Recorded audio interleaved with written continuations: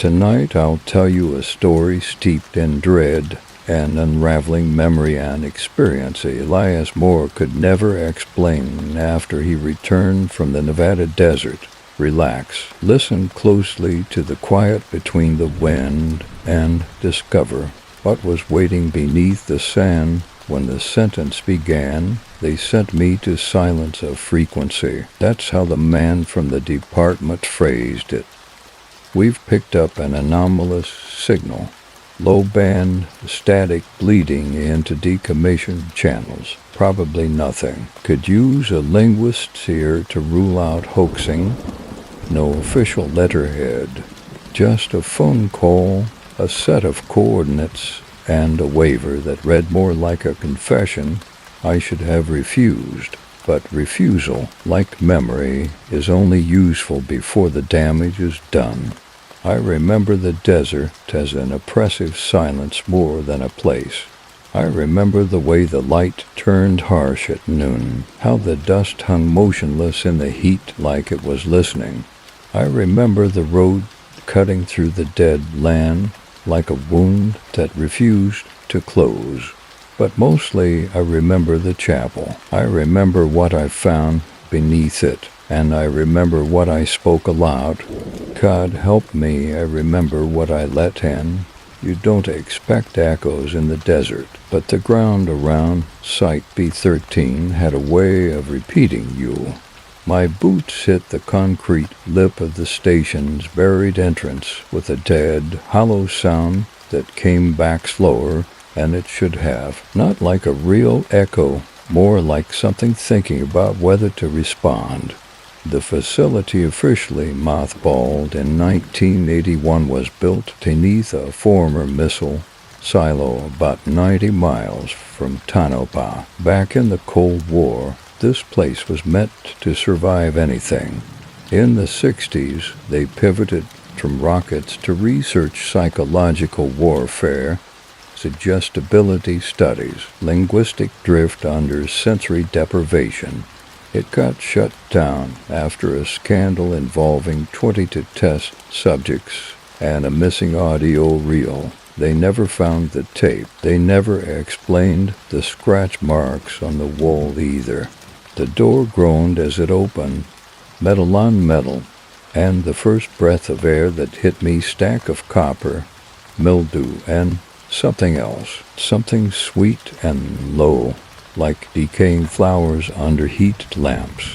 I turned on my flashlight. The beam was weak, barely cutting the shadows. The corridor yawned forward, sterile tiles split by hairline cracks, rusted signage hanging like wilted leaves. Welcome to Holloway Initiative Phase IV. The word Holloway wasn't in any file I'd read. Not in the briefing, not in the DARPA logs, but I'd seen the name before, scrawled in red pencil across the margins of an old cult text confiscated in a 1973 Utah raid. The Hollowing Way coincidence, maybe, but language doesn't forget as easily as people do. The deeper I went, the more the structure seemed to change. Not dramatically, no Assyrian impossibilities or spinning rooms, but angles were off. Corners leaned where they should have met flush. Door frames too tall or too narrow. Lights flickered where there was no power. And the sound god, the sound. A low, wordless hum filled the walls, just above the range of speech, just below the pitch of thought. I felt it more in my teeth than my ears. I followed the map to a room marked Linguistics Containment, Alpha Vault. Inside, the simple desk sat beneath a bare bulb, dust thick as snow, and a single reel-to-reel tape machine, still humming. Still turning, no power, still turning. Next to it, a note, handwritten, my name in block capitals, Dr. Moore. Do not listen, do not transcribe, do not speak. I stared at the machine. It was already playing, and behind me, barely audible, I heard a voice say my name in reverse. not my name exactly, something wearing it. I didn't turn around, not at first, because part of me, a part that had survived conflict zones, collapsed archives, and a 10-day stint in the Venezuelan backwoods with a fever of 104, knew that if I looked I would see something I would have to explain. To myself, to someone else, to God, the voice had shaped. That's what I remember, like it passed through too many throats on the way to my ears. I took a step forward instead, toward the reel-to-reel. Its spools turned in perfect, endless cadence. I could hear no speech, only a distant, granular static. But my body reacted as though I could. Skin prickled, hands clenched. Something in the center of my chest pulled tighter, like thread through bone. I pressed the stop button. It didn't stop. I pressed eject. Nothing. No whir. No click. Just a hum. Then I noticed something. The magnetic tape wasn't blank, but it wasn't patterned either. No peaks or valleys. No waveform data. No indication of content, just flat line, repeating. That's when the door behind me creaked.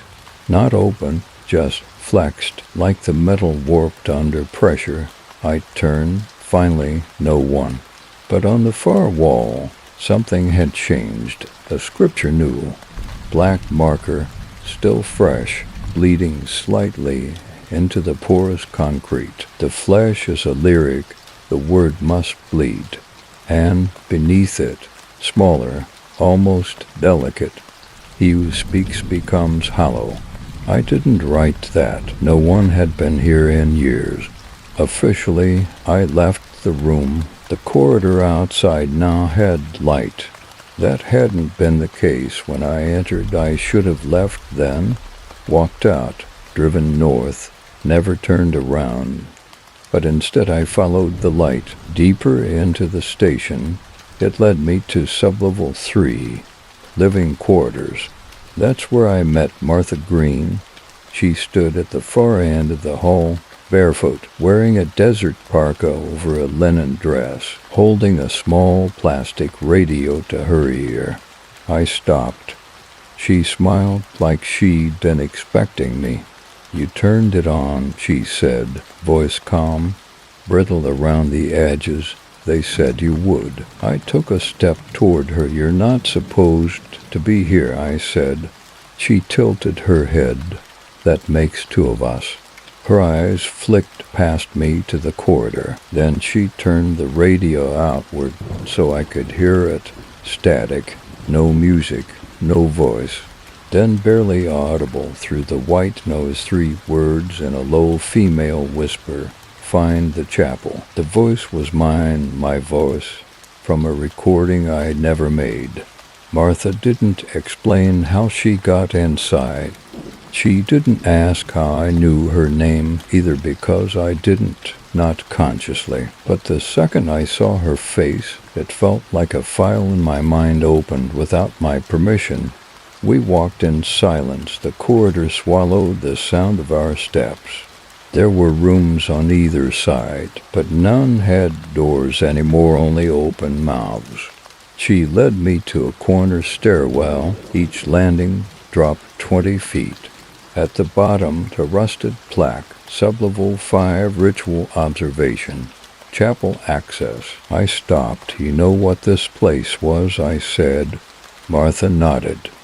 Not what it was, what it became.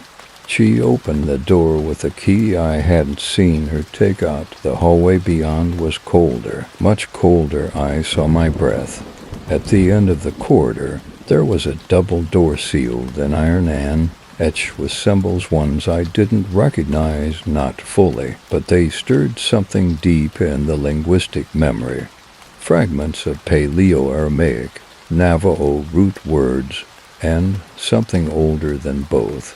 Martha placed her hand on the seal, reverently. "This is where they tried to open the hollow." I asked her what she meant. She didn't answer. She just looked at me and said, "You should rest before you see it. It changes the way you dream." That night I slept in the observation lounge, a room with no windows, no clocks, only a rusting cot and a fan that spun without moving air. The dream came fast, as if it had been waiting. I stood alone in the desert, barefoot, my mouth sewn shut with red thread. The sand was smooth, untouched, but under the surface I could feel things shifting shapes, bodies maybe, swimming just below like larvae under skin.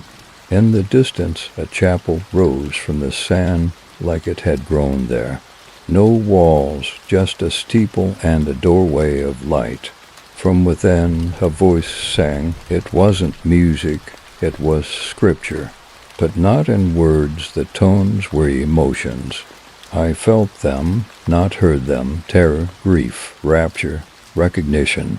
My feet moved without permission. I walked toward the door. Inside, faceless congregants turned in unison, each mouthless, each bleeding from the ears. One by one they bowed toward the pulpit. I followed their gaze and saw myself at the front, my body, my hands, but not my face. The face was a hollow black and endless, like an eye gouged from reality. I began to scream. The scream didn't come from my mouth. It came from beneath me, through the earth, through my bones. I woke choking on dust. My hands were bleeding.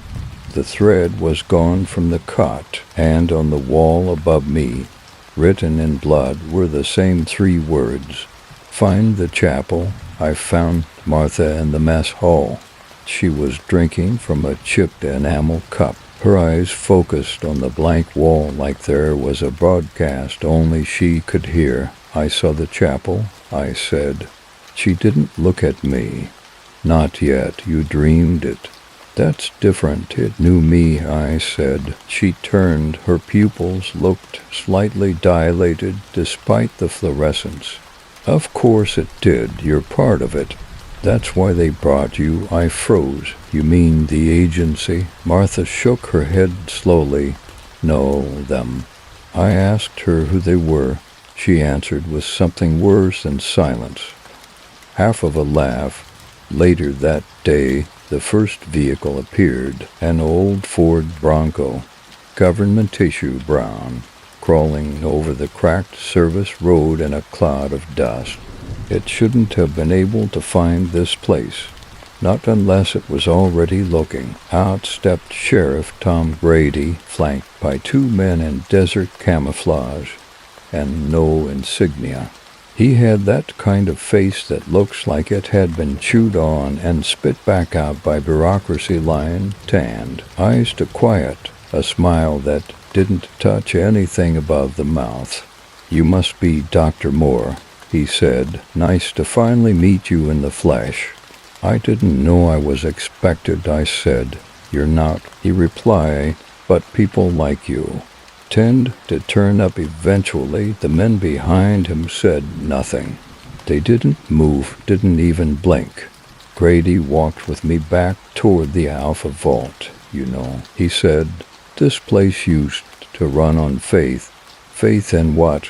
He paused by a rusted support beam, tapping it with his knuckle, that the mind could be turned inside out. That personality was just a sequence that maybe, if you disrupted the sequence hard enough, you could speak to the thing behind it.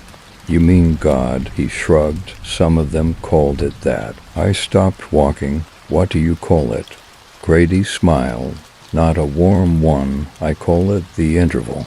The thing between voice and echo, between name and person, between hearing something and believing you heard it. That night the tape started playing again. No one touched it. This time I heard a child's voice, soft, halting, reciting a prayer I remembered from childhood. Except it was wrong, the cadence was off, and when the voice said Amen, it was backward. I checked the machine. no tape loaded, just the whir of the empty reels spinning, as though they were remembering instead of recording. Sleep, by then, had become something I visited rather than experienced, an intermission between dread and duty. I drank coffee from a rusted thermos I didn't remember unpacking and stared at the base schematics for hours. They didn't match. The physical layout diverged from the blueprint in small but deliberate ways, always turned at 37 degrees instead of 90. A room labeled observation and next C was actually a supply closet, and sublevel 5, the one with the chapel, didn't exist on paper at all. But there was more. One blueprint, the oldest, dated 1974, a water-damaged sheet buried beneath layers of revisions, and it showed sublevel 0, no access tunnel, no staircase, just a black square beneath the foundation with a single labeled type and a shaky hand doorway. Listening core. No other record of it, no mention in the logs, but someone had tried to scrub it from the record and done a poor job. I needed to find it. I returned to the corridor beneath the chapel, now visibly different. The crucifix above the double doors had been removed. In its place, a blank metal plate with strange etchings. Circular script, non-linear, like phonemes arranged in a spiral. I ran my hand over the wall, hollow, behind it, space. The hallway wall was false. I marked the spot and retrieved my tools. Martha was nowhere to be seen. The moment I pried loose the first vent panel, a warm wind hit my face, a smell like stone soaked in breath. Ancient and animate, I climbed through. It was more tunnel than hallway, organic, uneven, like it had been chewed out of the earth instead of built. The further I crawled, the less light my flashlight seemed to cast. The beam felt devoured, absorbed into the dark instead of cutting through it. I reached a hatch, circular, etched with a sigil I hadn't seen before. 7 interlocking tongues surrounding a single eye. I put my hand on it, tan. The metal pulsed under my palm. Not electricity, something living. Then I heard a whisper, not from behind the hatch. From inside my own mouth it said, "You've been here before," I recalled. My flashlight flickered and died, and in that moment of absolute dark, I saw it not with eyes, but with knowing. A vast chamber, impossible in size, filled with figures kneeling in perfect silence. They weren't worshipping, they were waiting. I don't remember crawling back, but when I came to, I was in the Alpha Vault. The tape machine had ejected a reel that hadn't been there before. No label, I played it. My own voice filled the room, flat, mechanical, no memory of speaking the words. The interval breathes. The flesh is not sacred. The name was never yours. You are the echo, not the call. I didn't sleep again for 3 days. I tried to confront Martha, but the base had rearranged itself. The corridor where the mess hall had been now led to a dead end. The walls, once peeling with beige paint and mold, were smooth, dark concrete and marked, sterile, as if the station was erasing parts of itself, piece by piece, replacing the real with something intended. I turned back the way I came, but the hall stretched longer than it had minutes before. The ceiling seemed lower, the hum returned, not just in my ears now, but under my fingernails and the back of my eyes, like it had taken root. At the corner near the old rec room, I stopped walking, because my younger self was sitting there, 13 years old, hair unkempt, nose bleeding, holding a blue Gideon Bible with the pages torn out. I stood frozen, He looked up at me. "Why did you change your name?" he asked. I didn't answer. He repeated the question, voice flatter, less curious. "Why did you change your name?" I never told anyone, not even my colleagues. My birth name wasn't Elias Moore. It had been legally changed after an incident at a religious school in Kentucky when I was 17. A fire, a voice on the recording tapes. No survivors except me. No reason given. No charges filed. Only that phrase I kept muttering when they found me in the chapel, Goins. The hollow remembers I stepped forward, and the boa vanished like mist under pressure. Not faded, gone. In his place, the torn pages, each with the same word scrawled across them dozens of times. Return. I staggered into the comms room, desperate to anchor myself in something mechanical, factual. The monitors were all on. Every screen showed a different version of me. In one, I stood inside the chapel, arms outstretched, eyes black. In another, I sat weeping beside the altar, pulling teeth from my mouth. In a third, I was walking into the desert at night barefoot, dragging something behind me. None of these events had happened. Yet, then I noticed the microphone was live, the red light on, recording, and something was breathing on the other end. Slow, measured, mimicking mine. I reached to shut it off. The screen flickered. For half a second, it showed Sheriff Grady. But his eyes were wrong, too wide, too still. And something moved behind them. He spoke one word directly into my skull. "Listen." I blacked out. When I came to, I was on the chapel floor. The doors were shut, the cross was gone. In its place stood a mirror, tall, ornate, the frame carved with spiraling tongues. I approached it slowly. My reflection stared back. It didn't blink. I did. It didn't. And then it whispered without opening its mouth, "You are not the first Elias Moore, but you might be the last." I packed what I could carry: tape reels, my field journal, the oldest schematic and made for the access tunnel. I didn't say goodbye. I wasn't sure Martha was real anymore. And Grady felt less like a person and more like a story I'd been told once in a fever. The stairwell to the surface took longer to climb than it had descending. My legs ached, my breath stung. I counted steps 43 to the next landing, then 61, then 90. It should have been a consistent number, but the higher I went, the heavier the air became, like pressure reversing in slow motion. When I opened the outer hatch, daylight hit me like a blow. It wasn't morning light. It was too yellow, too still. The shadows didn't shift. The wind didn't move. I stepped outside and looked at the landscape. The service road was gone, the radio tower gone, the surrounding fences, the rusted fuel depot, the buried equipment crates I'd cataloged on arrival all gone. The world had been wiped clean, like chalk from a slate.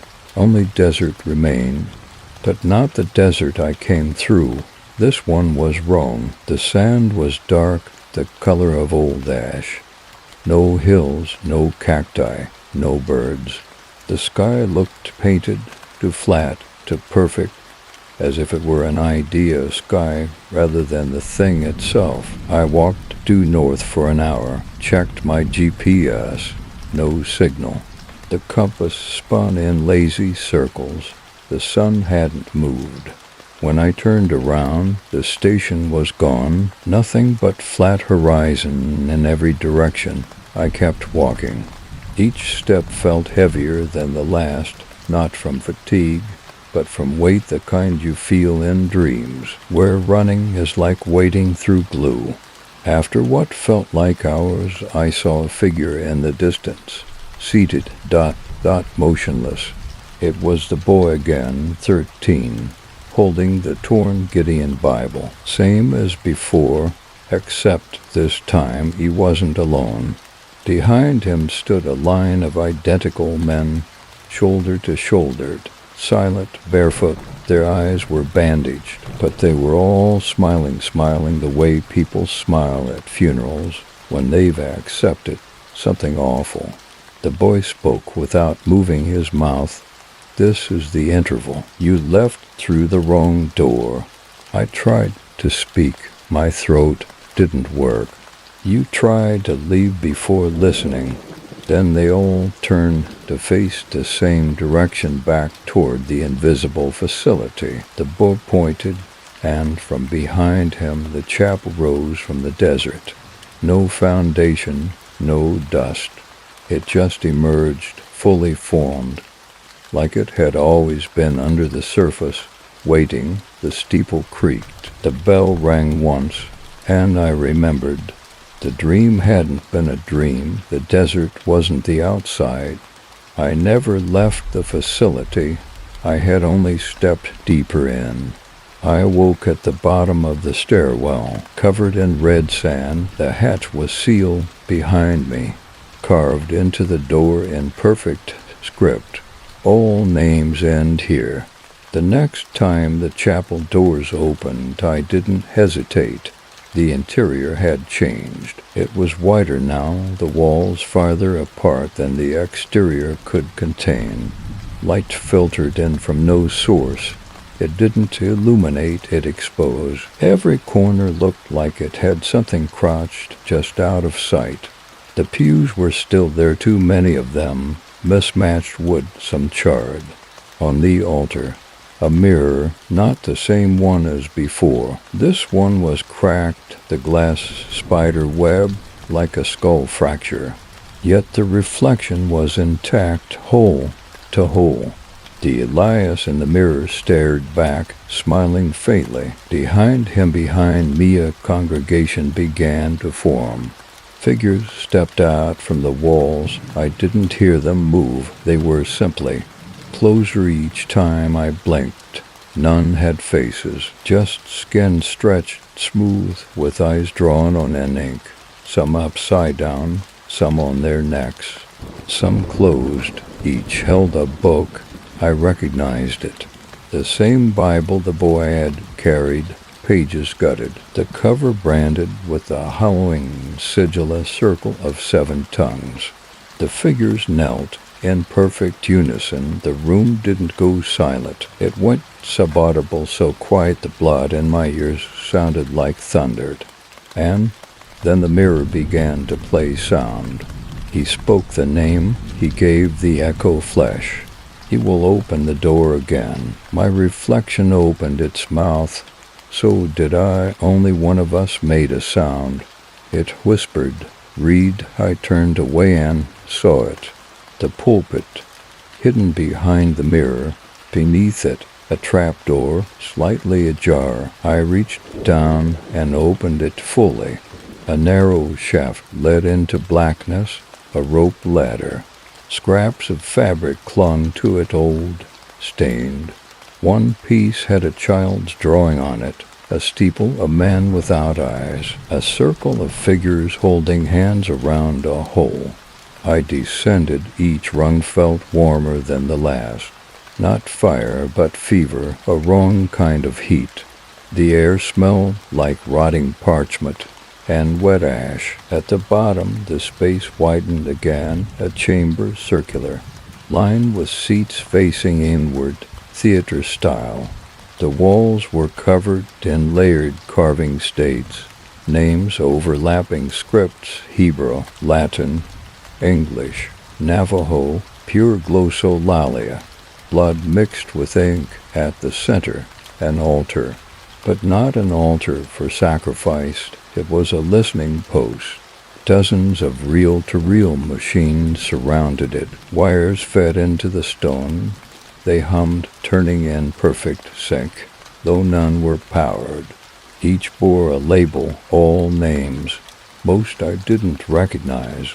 until I saw mine more sequence. Final, I reached out to touch the reel. Then I heard her, Martha, from behind me in the shadows. You weren't sent to silence the signal, Elias, she said. You were the last syllable. Martha stepped into the circle of dust around the altar like it meant something, like crossing it had weight. Her boots made no sound. Her shadow didn't match her shape. She wore the same linen dress, the desert parka, the same look of someone who's known something for too long to be frightened by it anymore. You knew, I said, you knew what this place was. She nodded. What it is, Elias, this isn't a ruin. It's a lung. It breathes. It remembers. We built it to listen. To what? She raised a hand, not to silence me, but to gesture to the walls, the reels, the room itself, to the interval. I'd heard the phrase before. Brady had said it. And the tapes, and the child version of myself, dreamt or otherwise, the space between, I muttered. She smiled, yes, between voice and meaning, between thought and confession. Language is just a mask we wear to keep the hollow out. I turned to the reel with my name on it. It still spun. I never spoke into this, I said. No. Martha said gently, you were spoken into. Every utterance, every doubt, every moment of silence you misremembered, those were rehearsals for what. She stepped closer. Her eyes gleamed with something that didn't come from the light to open the name. I pressed stop on the reel. It didn't stop. I pulled the tape from its hub. It unfurled like black ribbon into my hands, whispering as it went in my own voice, snippets. The desert is inside now. They carved it into me. Am I the door or the one knocking? Each sentence unfinished, each syllable hanging, until one final phrase emerged from the speaker clear, perfect and modulated. You are the prayer. And you are being answered. Martha reached into her coat and pulled out an object wrapped in cloth. She set it on the altar and unwrapped it with reverence. A jawbone, human, etched with characters. Spiral script, again. Tongues, branching into smaller tongues. Martha whispered. This belonged to the first voice, the one who heard the interval and lived. He cut it out of himself so no one else would repeat him. But you were never taught the silence. You were raised in its echo. I backed away. My body trembled, not from fear, from recognition. I had seen that bone before, as a child in Kentucky, buried in the chapel wall. I'd unearthed it without knowing. I'd read it aloud before the fire. She watched the realization spread through me like ink in water. You've been returning to this place all your life, Martha said. Even before it was built, I collapsed to my knees. The reels began to spin faster, whispering in stereo, layered with tongues I didn't know I understood. My mother's voice, my dead professor's voice, my own voice, much older, saying words I had not yet spoken. The altar began to vibrate. Cracks formed in the chamber floor, and beneath the stone something breathed. The air cracked, not thunder language, a sound that wasn't spoken so much as unveiled, like someone lifting a wet sheet off a corpse and forcing you to inhale what's underneath.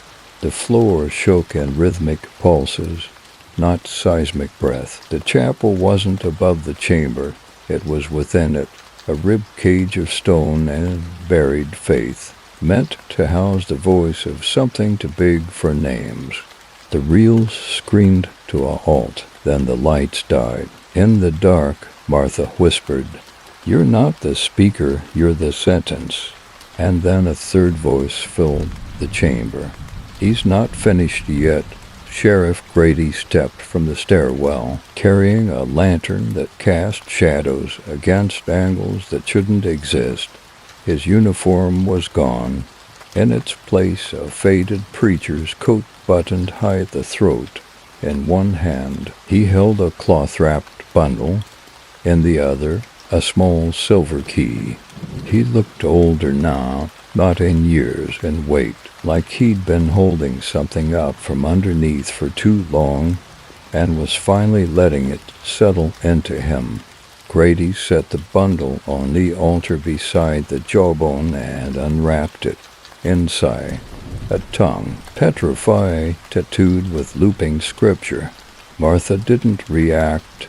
She only stepped back, hands clasped like in church. "It's his," Grady said. "Whose?" He didn't answer. He didn't need to. The tongue was mine. I felt it, remembered it. Cut from me in a dream I hadn't had yet. I stumbled back, choking on nothing, and reached for my mouth, but it was still there, still flesh, still capable of speech. Grady pointed the key toward the center of the room. A metal panel opened in the floor, no lock, no handle, like it had only been waiting for him. Below, a shallow pit. At its center, a body seated upright, wrapped in a preacher's robe identical to Grady's. Mouth sewn shut, hands burned, chest split open and filled with paper pages torn from books I hadn't written yet. Grady knelt beside the body and removed the string stitching the corpse's lips. The jaw dropped. From its mouth came a sound, a tone, not a word. It vibrated the jawbone on the altar. The reel-to-reel hissed back to life. And from the speaker's low, cracked, inevitable came my voice, finishing the sentence that had started in Chapter 9. I am the last syllable of the first name. Martha began to weep, not from grief, but release. Grady looked at me. "You can't stop the sentence, Elias, but you can decide who hears it." The chapel pulsed once, twice, and then the stones began to bleed. I stood frozen, staring at the body that could have been me if I hadn't stumbled upon this madness. The air was thick with the hum of unreleased words. It vibrated in my chest, the low growl of something ancient, something that knew me, that had been waiting for me. Martha's weeping began to fade. Grady's eyes were on me now, cold, expectant. "Make a choice, Elias," he said softly. "It's always been you." The words were so simple, so matter-of-fact, I felt like I might shatter into dust if I spoke. If I even moved too quickly, the weight of it might crush me. But the altar, the tongue, the jawbone, my own voice, echoing through the reel-to-reel, still spun in circles, looping, repeating, pulling me closer. "You are the prayer." I looked down at my hands, the blood staining my palms, the marks from years of digging, of pulling at roots I couldn't name. I don't understand," I said, the words scraping my throat like old metal. "I thought I was trying to stop this, but now I see I am part of it." "I always have been. You always were," Grady said. "There's no stopping this place. It bends time. It makes you relive the choices you've already made, but in ways that can't be undone. You're here because you were always supposed to be here." He stepped closer, and the lantern's light threw long shadows across his face. His smile was sharp, predatory, like he was savoring the final moment. I wanted to run. I couldn't. "It doesn't matter," Martha suddenly said. "No matter what you choose, you'll be part of it. You always have been." I turned to her, but her face had changed. Her eyes were clouded, unblinking, reflecting something that wasn't in this world. There was no humanity left in her gaze, only ritual. I swallowed. trying to steady my breathing. I had to make a choice. I had to speak or not speak. But the interval, it was pulling at me now. The voice in my head wasn't mine anymore. It was louder. The walls of the chapel were warping. The lantern light flickered in erratic pulses. My heart thrummed synchronized with something distant, something that had been there long before I had arrived. "Say it," Grady urged. His voice, though kind, was sharp like a blade. "The name is in you. You've always known it." I could feel the body in the pit, the corpse that shouldn't have been there. It was breathing, or at least I felt it. Something in its ribs rattled. I could hear a sound, almost a chant, under the air, coming from its open mouth. It was speaking, not in words, but in impression. A low hum that rattled my teeth, that throbbed against my spine, telling me to step forward, to speak the word, to release the sentence. I staggered backward, my hands gripping the altar. "I don't want to be part of this. I don't want this." "You were always part of it," Martha repeated, her voice now strangely calm. "You always knew." And then, through the haze of my thoughts, it came to me a realization, a terrifying one. The interval. It wasn't just a space between things. It wasn't just an idea. It was a place, a space that consumed, a hunger stretching through the years, through the generations, reaching from the past and pulling things toward it. It fed on doubt, on silence, on the places where people turned inward and couldn't hear themselves anymore. It had been devouring people for centuries, people who came too close to understanding, people who had let themselves hear the language that shouldn't be. And now I understood the tapes, the dreams, the language. It had all been designed to draw me into the center of the interval.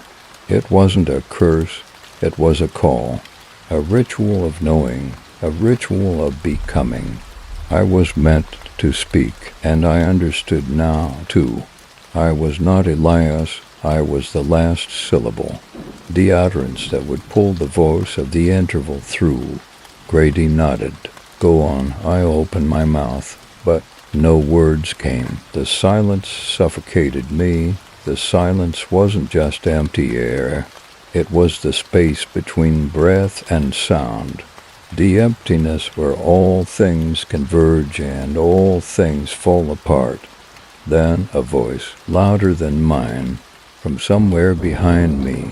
Not Grady, not Martha. A whisper that cut through everything else, from the mouth of the corpse in the pit. It said, "You cannot escape the hollow." A scream tore from my throat as my voice split, but not in the way I expected.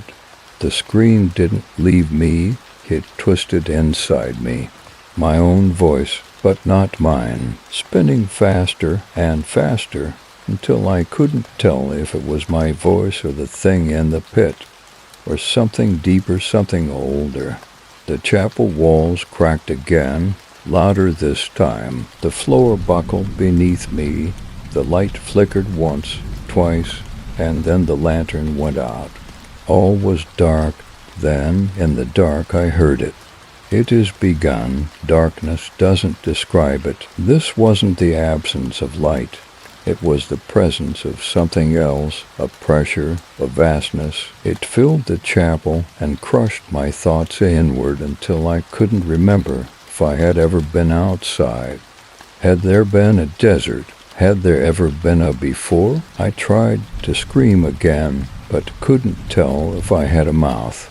Sound no longer functioned the way it should.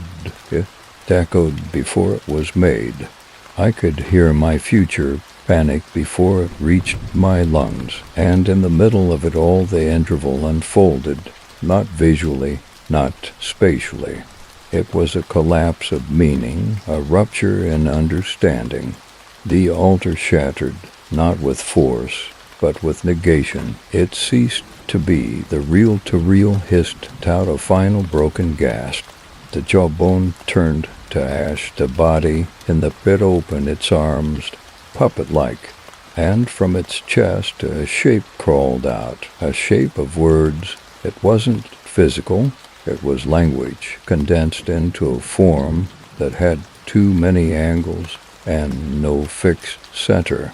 It flickered between tenses, sometimes past, sometimes future. It hovered in the space between being said and being understood. The thing had no face, but it looked at me anyway, and it spoke in me. You have always heard us. I felt the phrase run through my veins like static. Not heard inhabited. My body shook violently.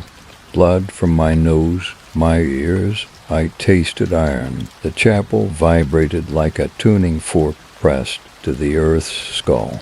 I saw Grady fall to his knees, laughing. Martha stood perfectly still, her face serene, tears running backward up her cheeks. The figure from the interval floated forward slowly, impossibly. Every time I blinked, it was closer, and I understood. This was not a god. It was a broken sentence, a fragment of something that had once been whole and wholly severed and left to rot in the silence between meanings. And now I was the punctuation. The chapel began to collapse inward, not into rubble, but into concept, as if the building was being remembered wrong and that misremembering was now rewriting its shape. The pulpit inverted, the pews elongated and stretched into arches. The ceiling curled into a spiral. Light came not from above, but from inside the walls, a colorless glow like comprehension, the kind that drives people mad when they finally grasp something their mind was never built to hold. Martha walked to the center of the chapel, beneath the spiraling beams. She looked at me, her voice flat and final. He is listening, finished the prayer. I shook my head. I tried to resist. I clung to my name, my memories, myself. I reached for my journal, for my recordings, for evidence that I had once existed outside this moment. But every page was blank. The tapes had erased themselves. And in the center of my own chest, I could feel it, a space, a place where my name used to be. And in that space, something began to grow. A syllable, not of any known language, a syllable waiting.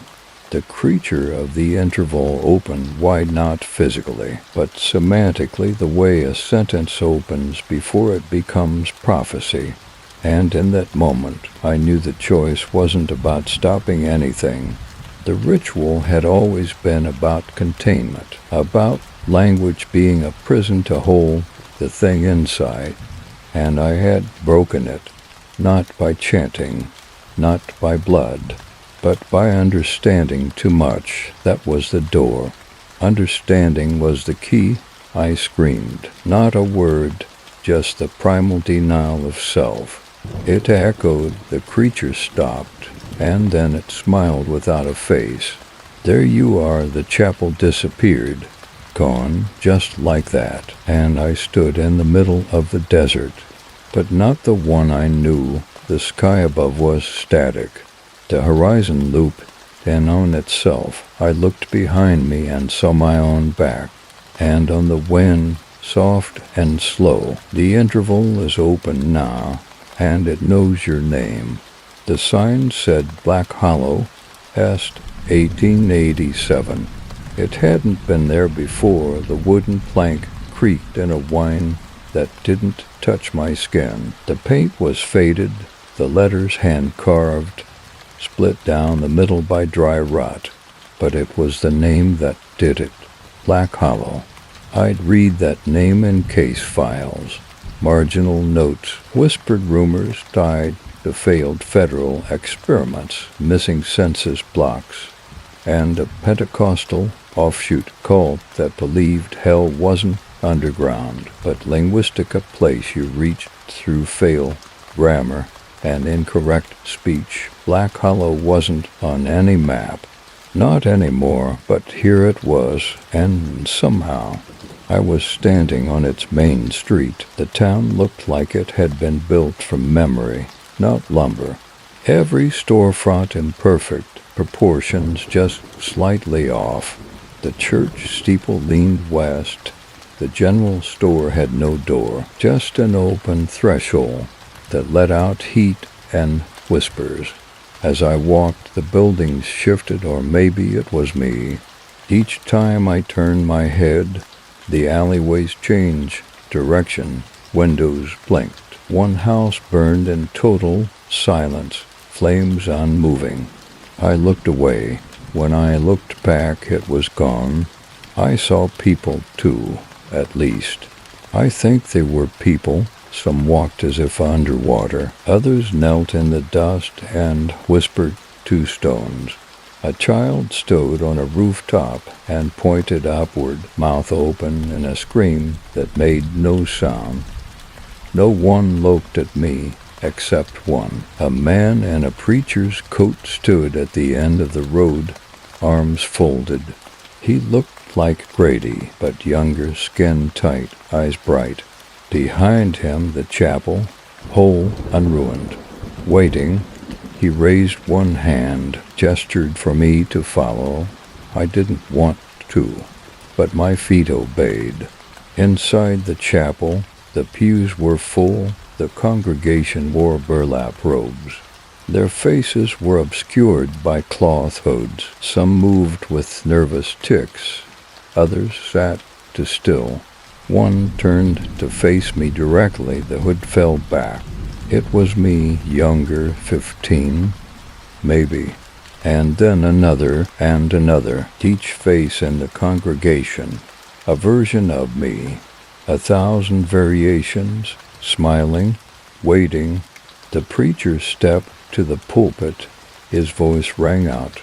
We gather to complete what was never finished, to say what was never allowed, to give the word its flesh. He opened a book. It had no text, only indentations, like something had been pressed into it, not printed. Let the vessel speak, he said. All heads turned to me. I backed away, breath shallow. I don't know the word I said. The preacher smiled.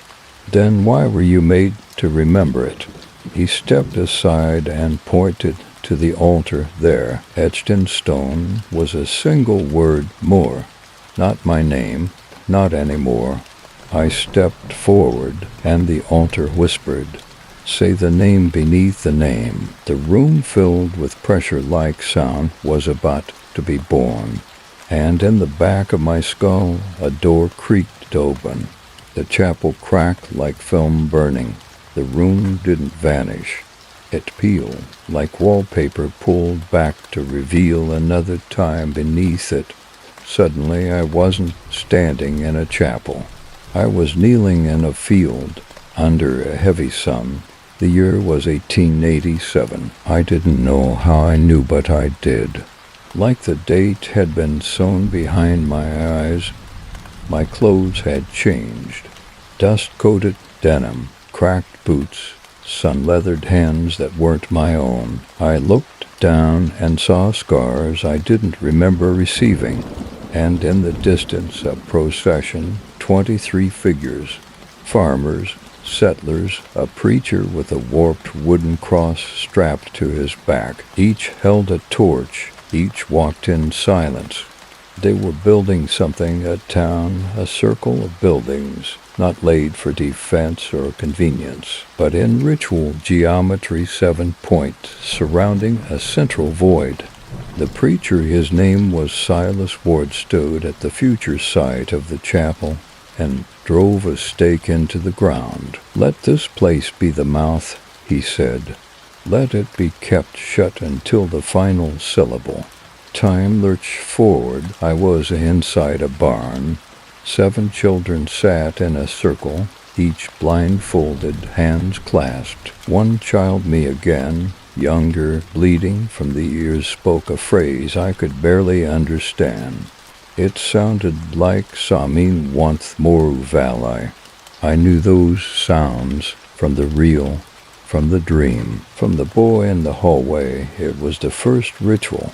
The howling way wasn't founded on belief, it was founded on an accident of speech, a sentence uttered by a child in the wrong place at the wrong time, heard by something that had no name until that moment. They thought it was God. It was not. Another jump. The town had started to rot. Crops failed, wells dry, births stopped. People began hearing the hum. Some carved symbols into their homes. Others dug holes in the earth and whispered into them. Silas Ward stood at the pulpit, now a man hallowed by knowing. He held a scroll, his last sermon. "The name is not a name," he said, "it is a door. Each generation speaks it further open." He wept as he read it aloud, and when he finished, his body split, not torn, not sliced, test open, like a book. Inside, pages, real parchment, torn from texts that didn't exist yet. I gasped, awake if you could call it that. I was back in the chapel, back in Black Hollow, but now everyone was watching me. The congregation, the preacher, my reflections in every pew, and each one chanted the name beneath my name. Not more, not Elias, but the name I had buried, the one I stopped using after the fire, the one that spoke the first syllable all those years ago. I remembered now what I had said in that Kentucky chapel as the smoke filled my lungs. "He's coming through me," they all spoke it. The name I hadn't heard in years, the one I tore from paperwork, burned out of audio logs, carved out of old school records, the one that filled my mouth like ash the day the fire consumed the old chapel in Kentucky. Thomas Elijah Ward. My birth name, my grandfather's name, the same name written in the journals of Silas Ward, 1887. The final syllable of a sentence 150 years in the making. The preacher at the pulpit smiled my face, aged and split like tree bark. He held out the parchment that had once been his body. "Say it," he whispered. "Say yourself." I shook, not from fear anymore, but from the weight of something beneath fear, that slow, unstoppable realization that everything had been shaped toward this. My life, my career, my field of study, even my skepticism, all of it carefully laid out like the lines of a glyph, each belief and memory and trauma part of a sentence that wanted through. I could say the name, I could finish the ritual, and the interval, whatever it truly was, would stop being a shadow and become a speaker through me. But then I remembered something. The silence, the brief flickers in every dream, the half-breath before the chapel's pulse, the gap between the backward amen on the reel. Not absence, not emptiness, containment. The cult had misunderstood. It wasn't that the name summoned the thing. The name held it back. The syllables were a binding, not a calling.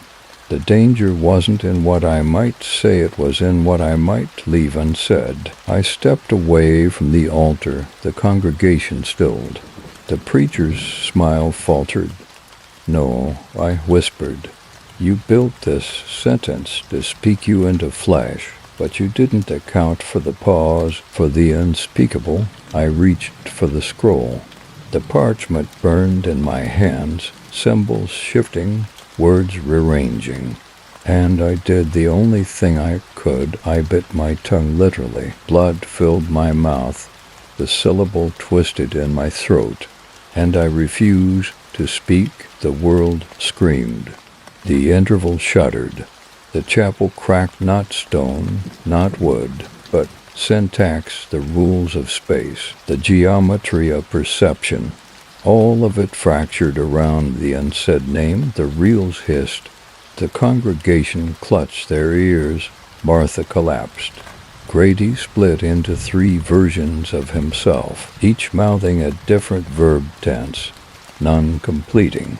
I saw myself in every 2 melt into ink and run down the floor toward the altar.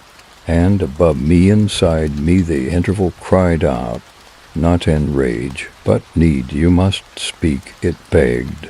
You are the only grammar we know. I closed my eyes, and I breathed just once. And that silence, that unfinished thought closed the door. The chapel folded inward, black hollow blurred. The congregation faded to outlines, and I was left in a white field, standing alone, holding a piece of parchment that now simply read, Your name is not the ending. I woke on the floor of a motel in Tonopah. Fluorescent light buzzed overhead. The hum of a wall unit kicked on and off in awkward rhythm. There was a Bible in the drawer, the good kind bound leather, unread. For the first time in days, weeks, there was no voice in my head, just silence that should have comforted me. But it didn't, because the silence didn't feel empty. It felt wound tight, like a held breath. Like the moment before a sentence finished, I stood up. The mirror over the dresser reflected me more or less, same face, same hands, but a cut on my lip that hadn't been there before. My field notes were stacked neatly beside the bed. The old tape reels were gone. In their place, a single flash drive, labeled in marker, Do Not Transcribe. I drove into town. Main Street bustled. People talked, laughed, dogs barked, music leaked from open windows. Normal to normal, I walked into a diner, ordered coffee. The waitress smiled, poured a cup, cream. I nodded. She paused. Your name? The question hung there, longer than it should have. I opened my mouth. Nothing came out. Not hesitation, absence, a shape that should have been filled by a word I no longer had access to. I left cash on the counter and walked out. Outside, I passed a newspaper rack. Today's date, a photo on the front page, the old missile silo site B-13. Government demolishes abandoned Cold War base. Locals say it was never really there. I stared behind the photo, a face in the window of the station mine, or a version of me. Watching from inside, hand on the glass, I blinked. It was gone. Back at the motel, I plugged in the flash drive, one filed, an audio clip, 17 seconds. I played it, my voice calm, steady. If you're hearing this, the interval closed, but not all doors locked from both sides. A pause, then, watch what you say, some words remember. I shut the laptop. Outside, thunder roll over a cloudless sky. Somewhere in town, a church bell rang once. I checked the time. It wasn't ringing on the hour. You don't notice how much reality depends on rhythm until the beat is off. It started small. Radio hosts pausing mid-sentence, like they'd forgotten how to conjugate. Waiters bringing meals I hadn't ordered. My own voice and recordings pronouncing things I hadn't said. I'd call someone and ask, did I say that? They'd say, what do you mean? You're saying it now. Except I wasn't. Not really. I started keeping transcripts, writing down everything I said like a closed caption to myself. It didn't help. The problem wasn't memory. The problem was that the world remembered differently. One night I dreamt of my mother's voice. She was singing a lullaby, one I hadn't heard since childhood, but the words were wrong, not just forgotten, rearranged, when I woke. I found them written in the condensation on my window. Sleep now, hush now, child of bone, speak no word until you're grown. Let no name take root to deep, for those who name must never sleep. I wiped it away with a shaking hand, and that's when I saw the envelope under my door. No name, no return address inside. A photograph, me standing in front of the original Black Hollow Chapel, the one from 1887. Only the photograph was dated 1891, for years after the town's founding, and at the bottom, handwritten in ink so faint it bled, second interval remains. You were the last syllable, not the final one. It wasn't over, the sentence hadn't ended.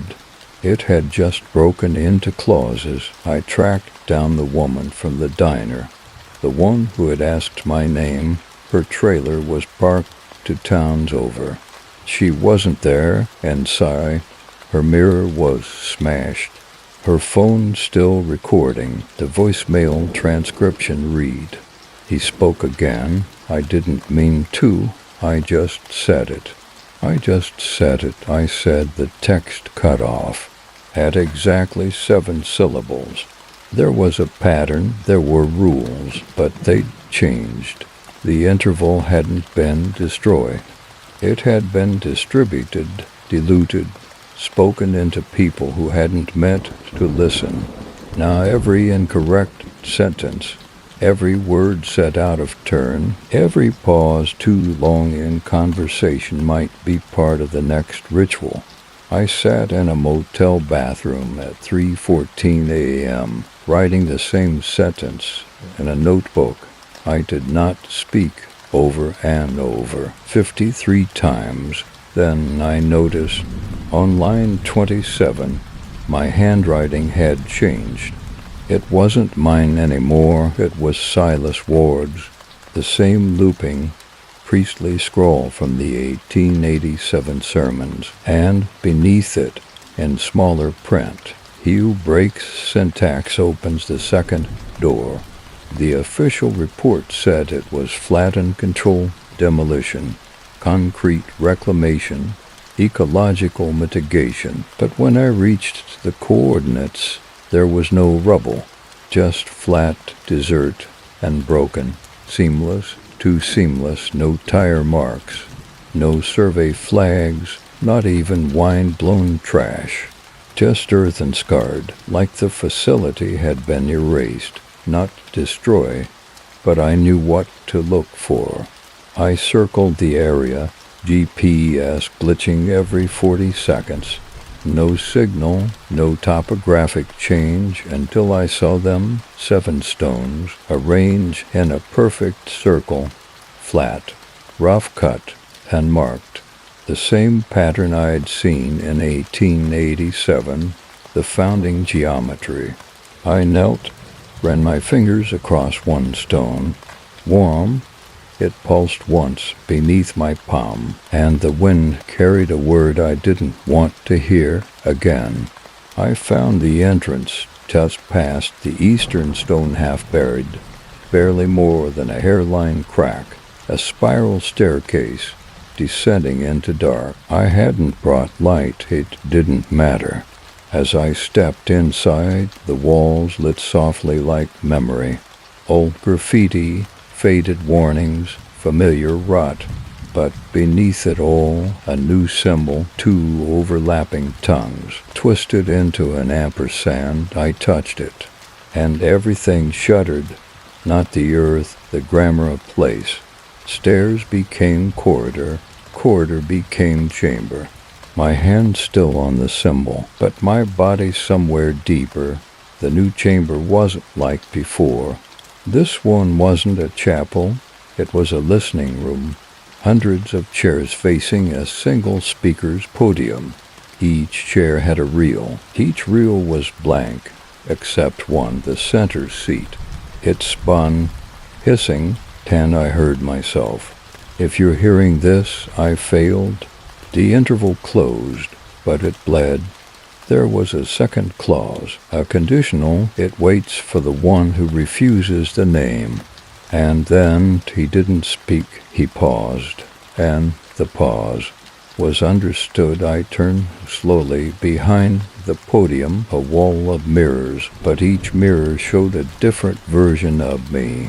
One seated, eyes sewn shut, one laughing as his tongue rotted, one kneeling, whispering into a child's ear, and one standing still watching me with perfect mimicry. His mouth moved, so did mine, but we didn't say the same words. He said, "The second door opened before the first closed." I said nothing. The reel clicked to a stop, and I understood. The second interval isn't a place, it's choice. A network of moments strung together not by time, but by syntax, by every person who hears and doesn't respond, who half remembers, who misquotes, who lets a sentence die halfway through. Each fragment, each silence, a listening node. The world is full of them now. The reel began to spin again. But not in my voice. Yours, Pav. Natalie Voss, 31. Occupation, customer service agent. Location, Flagstaff, Arizona. Completely unaware. It started with a misprint. Her morning mug, a dumb novelty thing from a vendor should have read. Mondays are murder. Instead it said, Mondays are murdered. She blinked, shrugged, told herself it was a joke she didn't get. She had coffee, sat down, answered emails. Then she got a call. The customer's voice was slow, garbled, not old, just unpracticed. I need to cancel. The man said, "Cancel what, sir?" Not what he said. When? She frowned. "Excuse me." He repeated, clearer now. Cancel the sentence. The wrong one. Before it ends, then the line went dead. The next anomaly was in her dreams. She found herself in an empty theater. Rows of chairs filled with mannequins, all facing a podium. On the stage stood a man with no face, reading from a reel-to-reel tape player. She couldn't hear the words, only pauses, beat after beat of meaning not given. And in the silence, she felt something move inside her. When she woke up, she was whispering a phrase into her pillow. He spoke the breath, but not the word. She didn't know what it meant, but she remembered it. 2 days later, she was in the break room, talking with a coworker. Someone said something sarcastic about religion being a virus, and she, without thinking, responded with, "Well, every god needs a grammar." It got a laugh. She didn't remember saying it, and the moment the words left her mouth, her left ear buzzed, and the lights flickered. No one else noticed, but she looked out the window and saw something impossible. A man standing motionless across the street, arms at his sides, staring up at her. She recognized him from the dream, Elias Moore, or whatever version of him was left. Back at home, Natalie found an envelope under her door. Inside, a flash drive, one audio file, no title. She clicked play, her own voice, reading a transcript she'd never seen. "I am Natalie Voss. I don't know these words, but I said them. And now something listens to me." Click. Outside, the street lamp flickered. It hummed in 7-second intervals. The second interval was never going to arrive with a bang. It was always going to arrive in sentences like this, a misquote, a typo, a phrase half heard on the radio, a joke told wrong, a prayer with one syllable missing. She deleted the file. She thought that would help, but the words didn't need the recording. They had already been heard. Natalie began writing in her sleep, scribbles at first, then lines, then full sentences unreadable by morning, like they'd rewritten themselves. While she looked away, her phone auto-completed her text with phrases she hadn't typed. A note to her sister ended with, "Don't answer if I start to echo a Slack message at work read. I'm not me yet, but I'm learning." She didn't remember sending it. Her coworker thought it was performance art. The men across the street kept reappearing. Different angles, different clothes. Always still, always listening. Sometimes she saw him mouthing something silently, his lips moving in strange cadences, like punctuation was part of the prayer. She took a photo once. When she checked the image later, he wasn't in it, but she was, standing in the exact same spot, face unreadable, hands raised like she was mid-sermon. She Googled everything she could. Site B13, Nevada, language hallucinations interval, cult of the last syllable, more preacher name fragments. Almost nothing. Scrubbed, redacted, until she found it buried in a cached academic forum. The Howling Way, possible linguistic religion formed out of Pentecostal splinter cells, claimed the world was a mispronounced sentence. Their God wasn't a being, but a syntax error.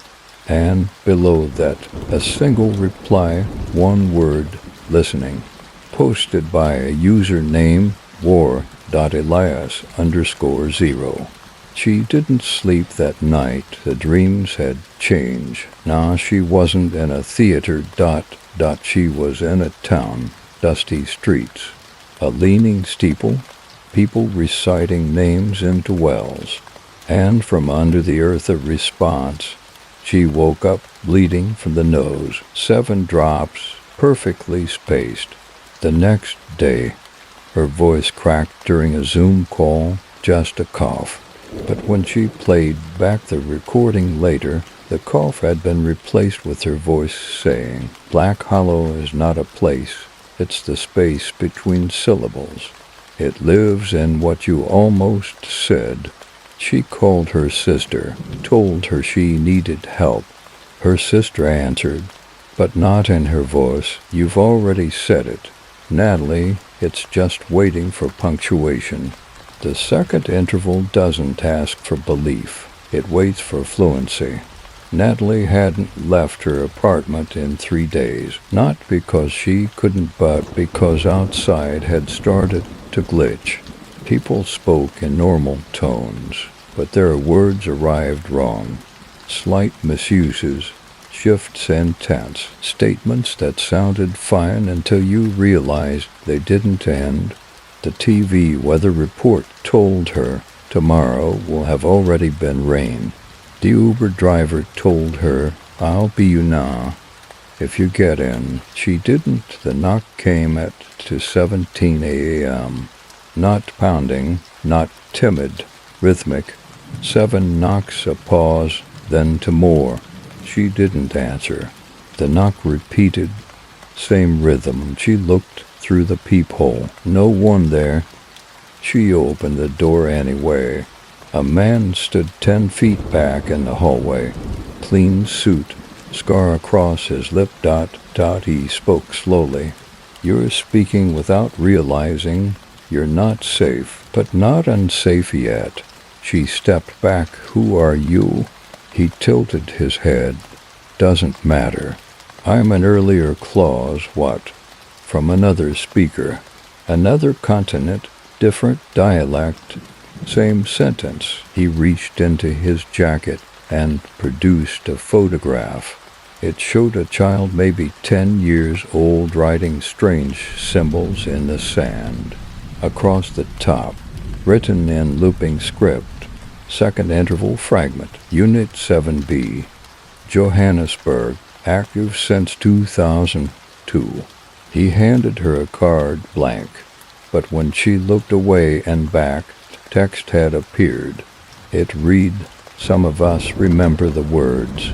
Some of us are the words. The world is being rewritten by unfinished thoughts. Natalie backed toward the kitchen. I'm not part of anything. I'm just, you said it. When you replied to the man on the phone, when you dreamt the podium, when you changed your coffee order without meaning to. He stepped closer. It's not a religion. It's a grammar virus. The first one was the cult. This is the next step. Disseminated syntax instability. He smiled, not with joy, with pity. You're fluently infected.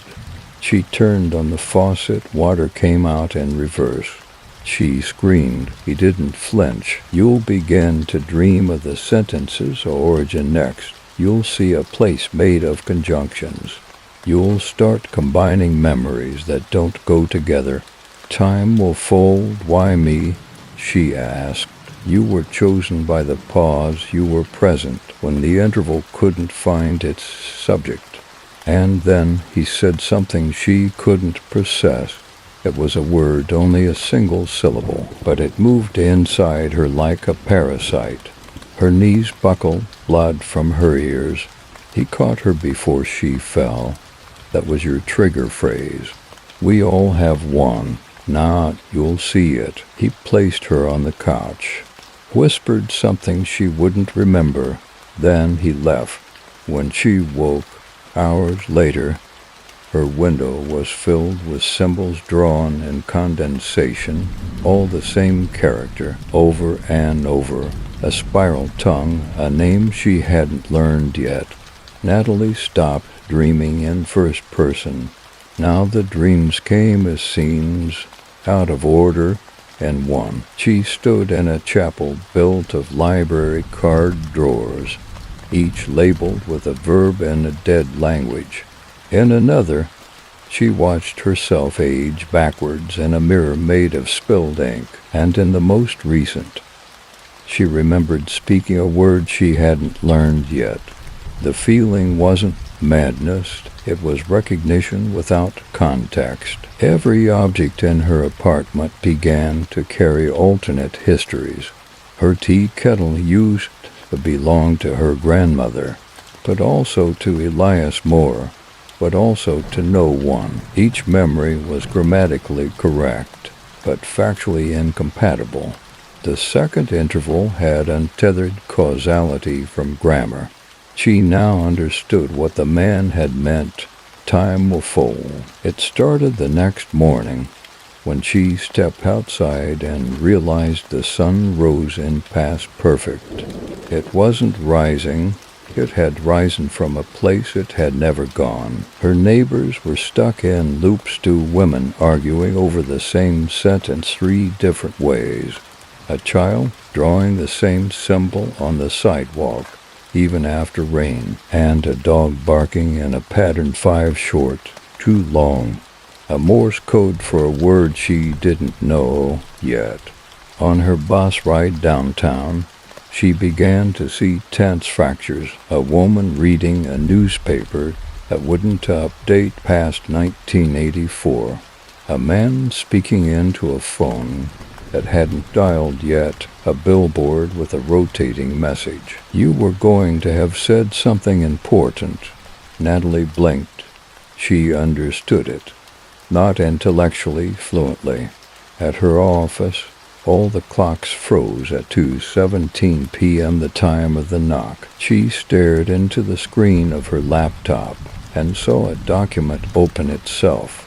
Welcome. Natalie, your clause is maturing.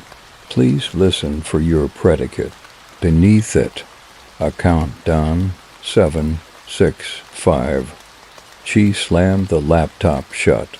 Too late, the lights flickered. The building breath inhaled through the ventilation, exhaled through the light fixtures. Then a voice distorted, genderless crackle through the PA system. Not a sentence, a conjunction, but, and silence. Everything shook for half a second. Then reality resumed, but the world had shifted tone. Everything had become conditional, the barista said. If you had ordered that yesterday, it would have been yours. The cab driver said, had we not spoken, you wouldn't have remembered that dream. And the children on the playground were chanting, and until the name can land. Natalie opened her notebook that night. She found a page already written ... in her handwriting with tomorrow's date. It read, "Tomorrow I will have gone to the place where he first said it, the field of the syllable. Black Hollow, I will leave tonight." She left Flagstaff at dusk. No packed bag, just the notebook. The page was still warm, like it had been written moments ago, though she hadn't touched it since morning. I will leave tonight, I will have left, I had left, all true. The drive didn't feel real. The road curved in ways the map disagreed with. Distances collapsed. Highway signs repeated. Black Hollow 33 miles. Black Hollow 33 miles. Black Hollow 33 miles.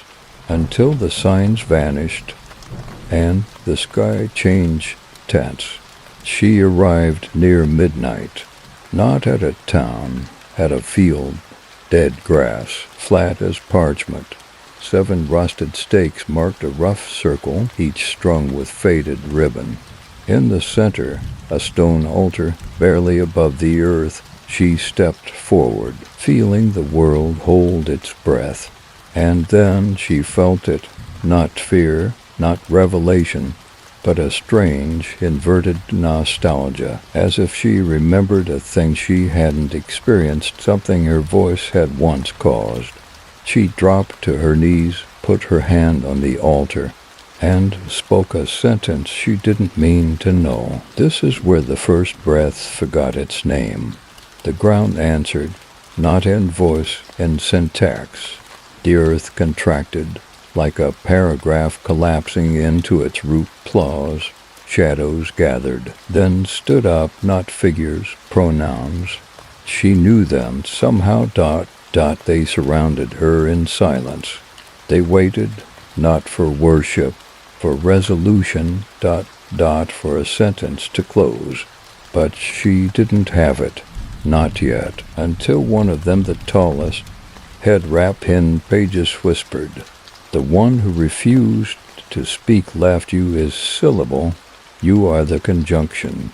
She felt something shift inside her ... not pain, grammar. Her past memories align like clauses.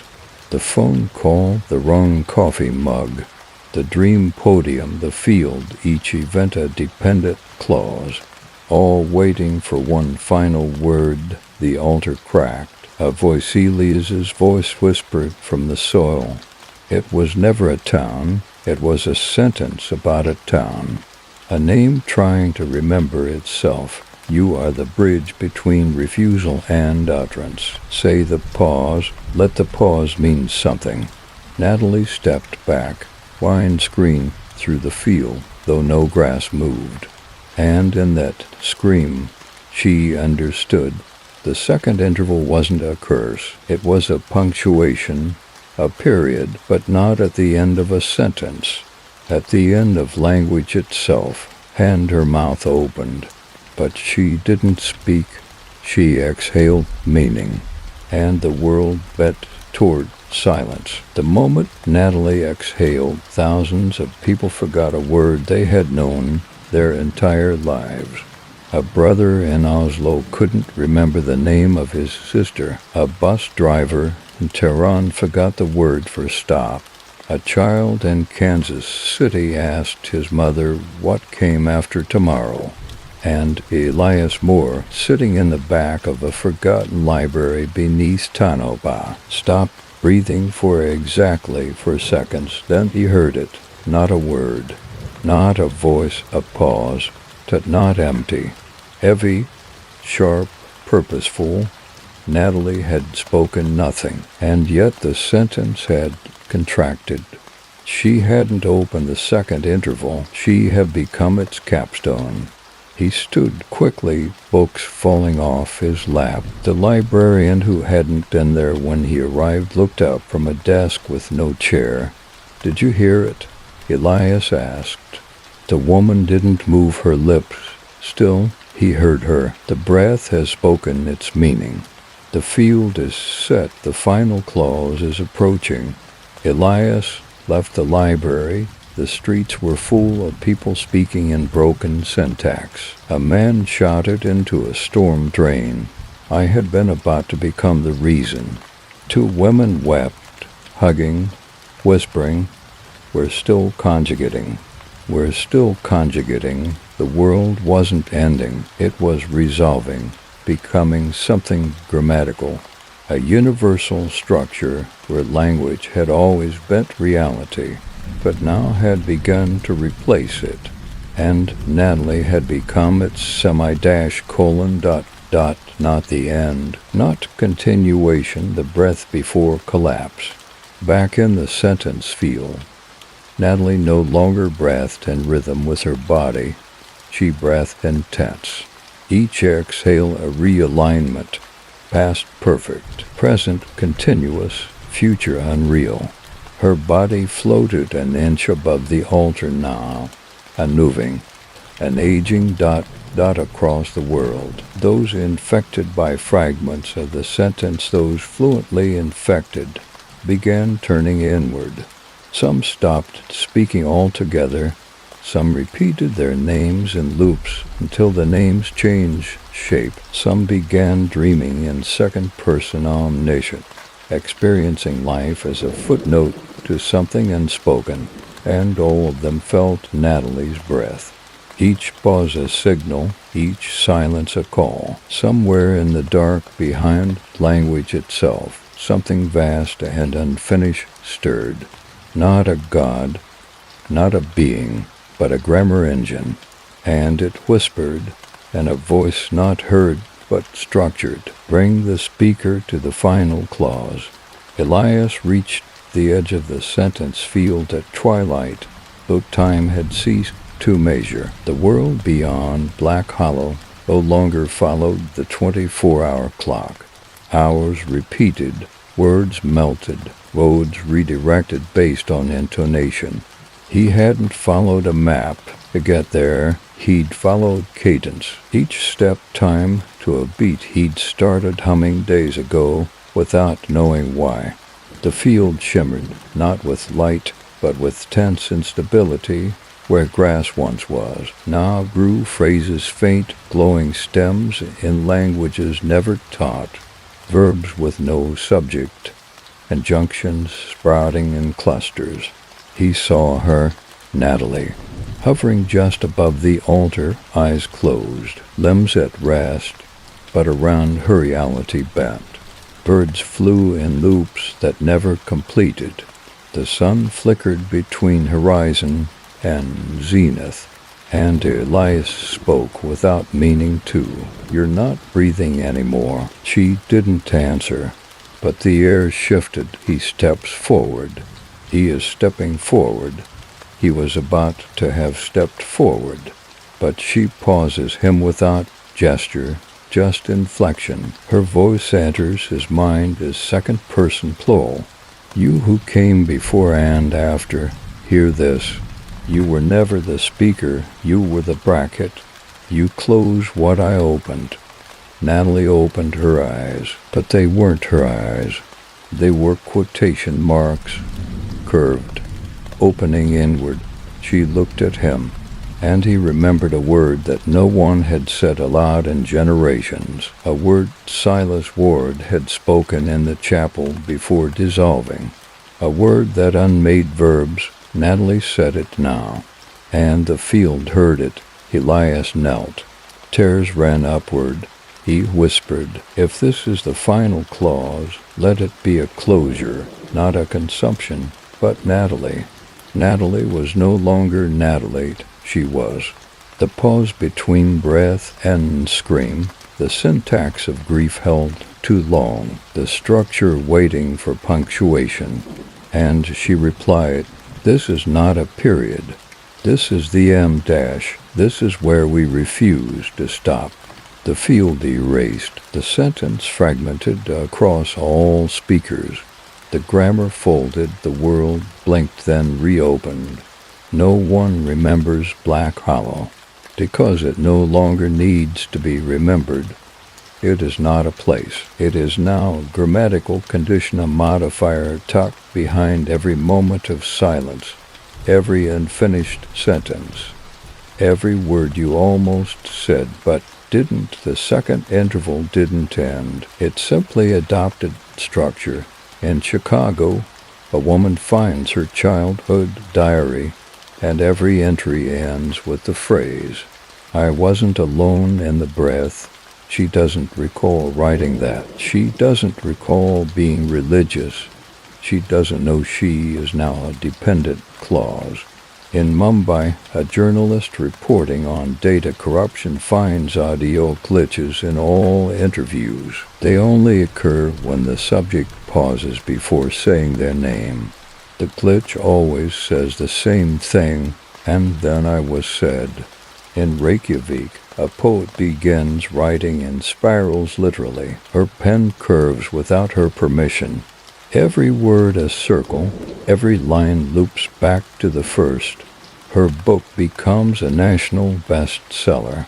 It is titled, "We Were Never Subjects, Only Tense." Elias now lives in the annotations. He no longer sleeps in places, but in parenthetical spaces between meaning. Sometimes he appears on library microfiche readers as a blinking cursor. Sometimes he is heard as background noise when old tapes are rewound. His sentence was not spoken aloud. It was footnoted into the world, at the bottom of everything now. In the small print of all speech, one phrase recurs he did not finish. And Natalie. She exists in the semantics. Her body is no longer hers. It is a vessel for syntax enforcement. Those who MIS speak too closely to the original sentence began to dream of her. In their dreams, she does not speak, she breathes. They wake up speaking languages no one else can hear, and then they write always the same line. We are only fluent in collapse. The world has moved on. But every device, every voice-to-text app, every autocorrect engine, every digital assistant has started to make one new error, replacing periods with a glyph, a spiral tongue. It doesn't correspond to any Unicode character. Linguists call it a rendering bug. Elias calls it a warning. Natalie calls it a key. It isn't over. It was never supposed to be. The sentence hasn't ended. It's still waiting for the final breath. You reached for this chapter like it was the next one, but it isn't. There is no next. There is only the continuation of a breath once withheld. And now you've taken it. You've read fragments. You've traced a hum. You remember the child drawing the circle. You know the name Natalie, though you've never met her. You've whispered things to yourself while reading not aloud, but subvocally. In that place where the sentence lives before it becomes sound, that's where it lives now. The interval is no longer a place, it is you. The sentence was never meant to end with a character or a town or a word. It ends with an impulse. The pause before speaking. The moment your eyes hang on a line just a little too long, this one, for example, you've begun to remember sentences that never appeared here. Lines you're sure you read, but they're not above. You scroll up, they're not there, but they exist now because you remembered them. Memory is structure. Structure is language. Language is binding.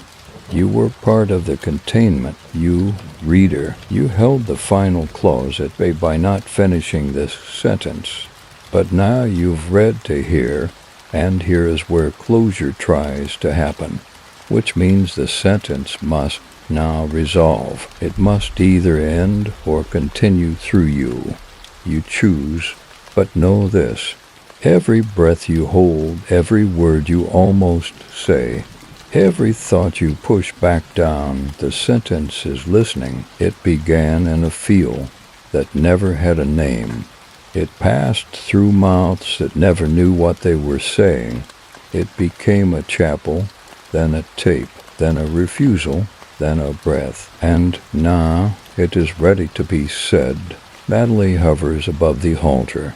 Elias kneels in footnotes, and scene, you, reader, are the final variable. Not a witness, a conduit. The interval waits. The grammar stills, the syntax aligns, and then she speaks. A word with no vowels, a tense with no time. A sentence that means only itself. Balan summa tenai. Silence follows, but it is not empty. It is acknowledgement from somewhere vast and real and never meant to be near the structure of breath and flesh and thought. It does not answer in words. It answers in recognition. You feel it, like a hand reaching toward your back, from a place language cannot describe. A presence without body, a response without form, and a single idea too large to speak, but known all the same. We have heard you, the chapel vanishes. Black Hollow forgets itself again, the field returns to stillness, and Natalie, she falls gently to the earth, human again, breathing, but different. She remembers nothing specific, but she knows this. She is not alone. No one is. Not anymore. The sentence is finished, but only because you read it.